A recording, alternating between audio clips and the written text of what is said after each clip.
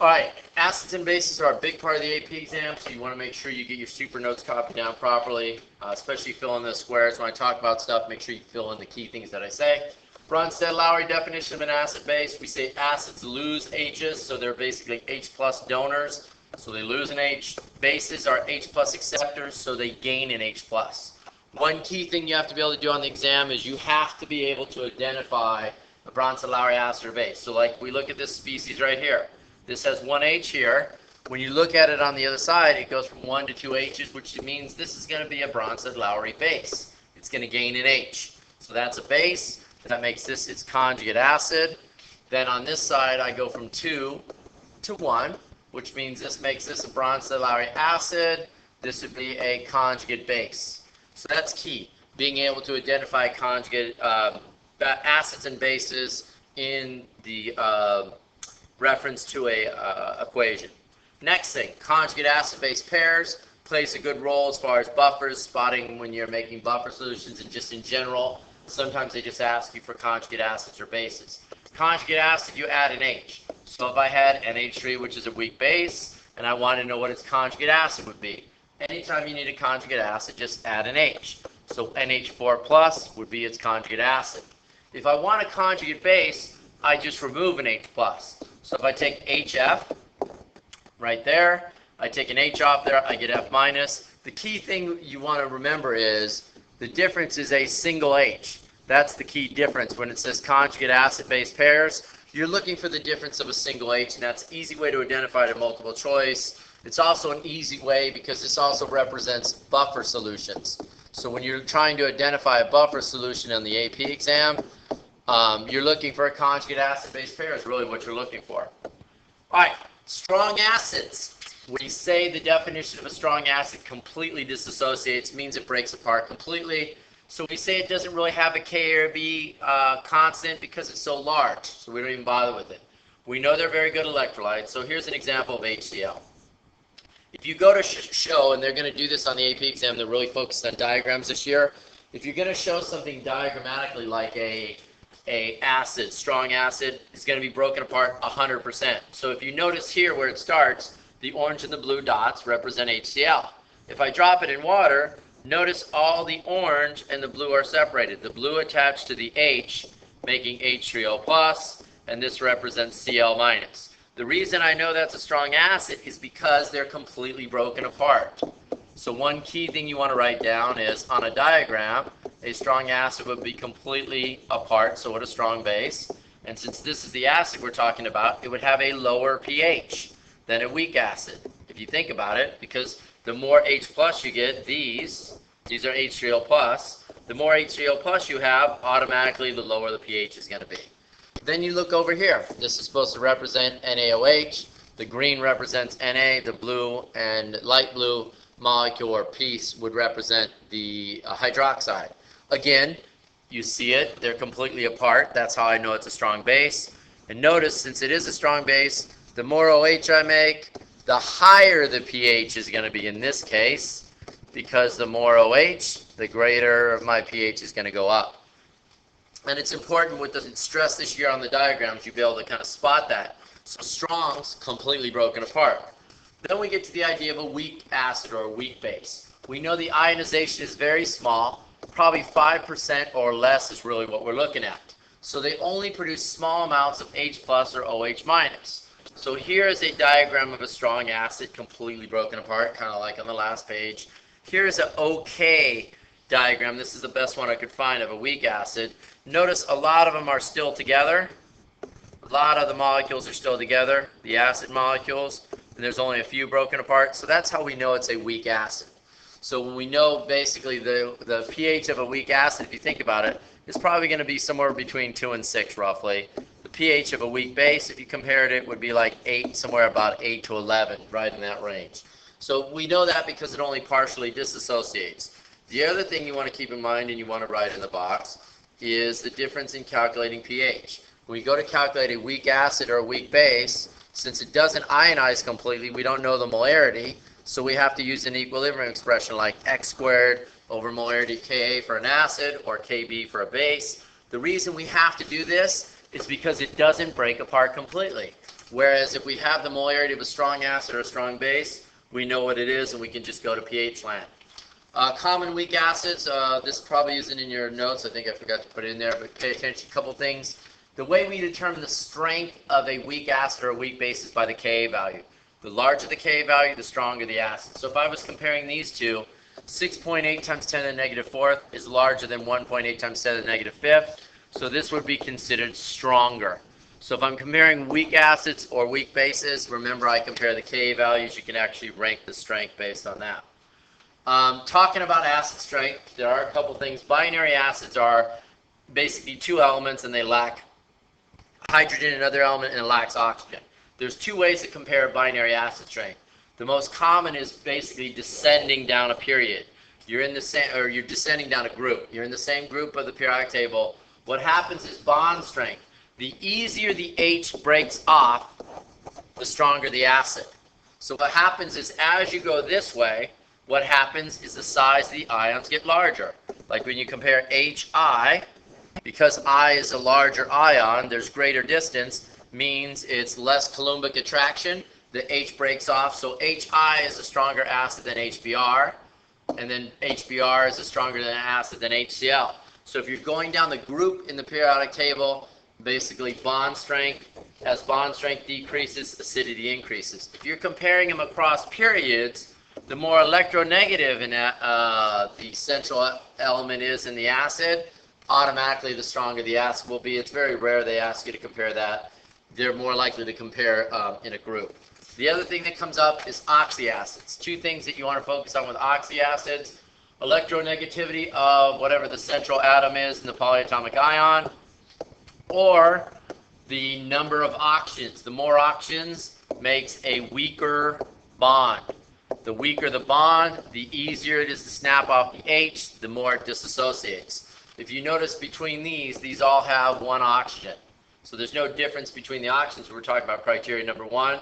The difference is that between the electronegativities of the elements they're attached to.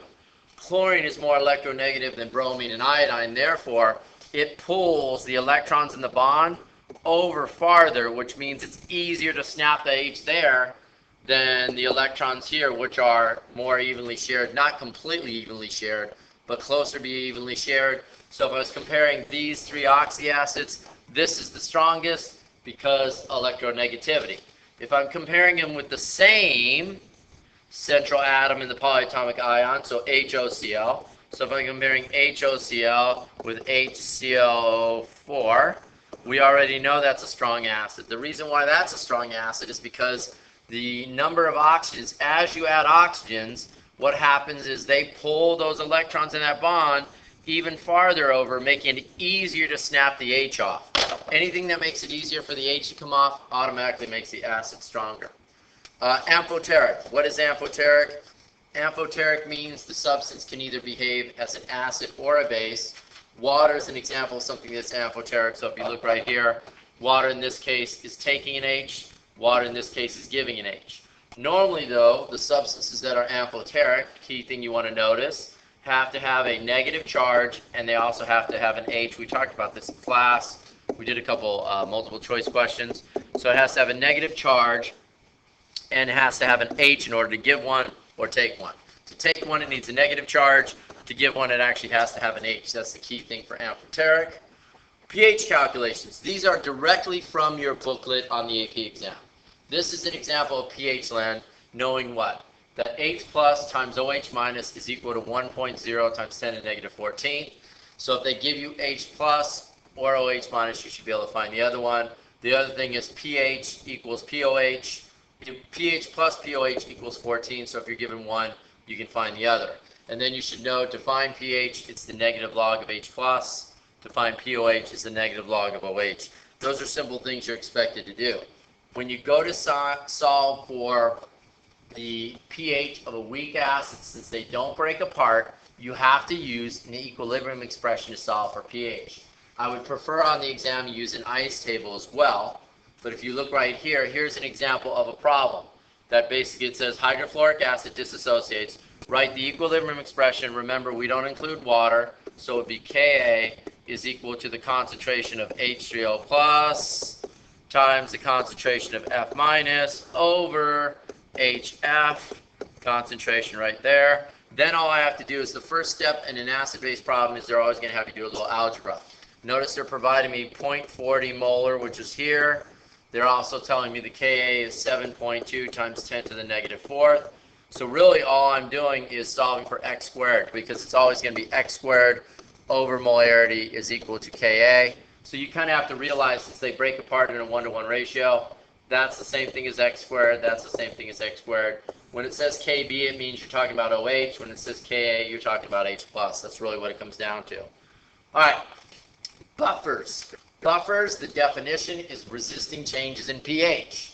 Buffer consists of either a weak acid and its conjugate base, so we could say HC2, H3, O2, and then something like NaC2, H3, O2, but remember, that cancels out because it's a heartbreaker, so I go, oh, that's a buffer solution. Definitely have to be able to spot that in the multiple choice.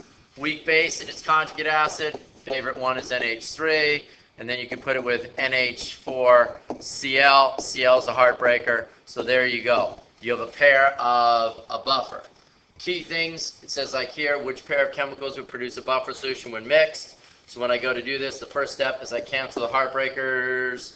No heartbreakers there. Heartbreaker, nothing there. There's something there. So then when we look and try and figure out which one will produce a buffer solution, obviously A produces a buffer solution. Here, there's two acids, but there's no conjugate base. You need an ion. See how here I need either a negative or a positive ion in order to counteract? Because to be a buffer, in order to resist changes in pH, you have to have an acid and a conjugate base, or a base and a conjugate acid. So you have a weak acid and a conjugate base, which you see right there, or a weak base and a conjugate acid, which will usually have a positive charge. Here I have an acid and a base, which is going to neutralize each other. Here an acid and a base, that's not a buffer solution. You need a conjugate, really, is what you need. Capacity of a buffer. Key thing you need here is when you talk about capacity of a buffer, you have to be able to calculate the ratio. They're really focused on the ratio this year, especially in laboratory. We talked about this on Friday. Capacity is how much it can absorb of any acid. It basically means the higher your concentration means, or higher the concentration mean, the higher the capacity means that it can actually cancel out more. Key thing is you can solve for the ratio of this. You can also find the pH of a buffer solution if they ask you. This is the only form of the equation. The base form is not listed in the booklet anymore, which means if they're going to give you a buffer problem, they're going to make it a acid. So a buffer of an acid solution. So like if they ask me to solve, other thing you need to know is pKa is equal to negative log of Ka, pKb is equal to negative log of pKb. The reason we care about pKa so much, why is it so fantastic? It allows us to pick our solutions for buffers. The closer the pKa to the pH we need, that helps us select our buffers. pK also helps us select our indicators. So if you're doing a titration and you know the pH at equivalence, you pick the pKa of the indicator that's closest to the pH at equivalence. So those are two key things you need to know for the exam. If you look here, we did this in class on Friday.